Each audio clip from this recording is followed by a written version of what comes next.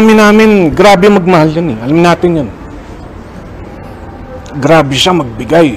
Unahin niya mga ibang tao bago ang sarili niya. Hinayaan niyang maging inspirasyon sa karamihan yung ginagawa niyang pagkakanta, paggagawa ng pelikula.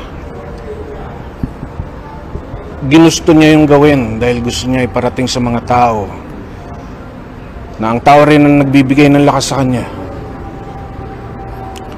na ang tao rin ang nagbibigay ng pagmamahal sa kanya.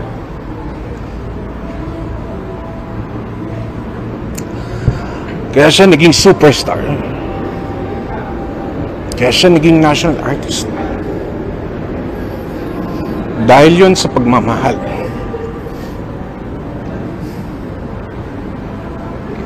Dahil yun sa binigay na biyaya ng Panginoon, paniniwala kay Jesus Cristo. Marami kaming pinagdaanan, ngunit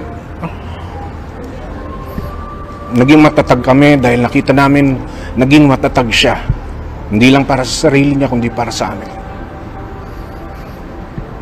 Kaya sa mga nagmamahal sa kanya, sumusuporto sa kanya, nagmamalasakit at nakakaintindi sa amin, maraming salamat po mula sa puso ko at sa mga kapatid ko, mga pamilya ko, asawa ko, mga anak ko, mga kaibigan naming totoo.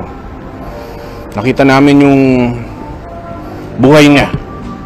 Nakita natin lahat kung paano siya namuhay sa harapan ng masa, ng media, ng entertainment industry. Nakita rin namin siya kung paano siya namuhay sa amin, sa pamilya niya, sa personal. Marami kami natutunan. Kaya kami napaka-swerte namin, napaka-bless namin dahil nagkaroon kami ng isang Nora Cabaltera bilang mayor, bilang ina. Thank you. Maraming salamat.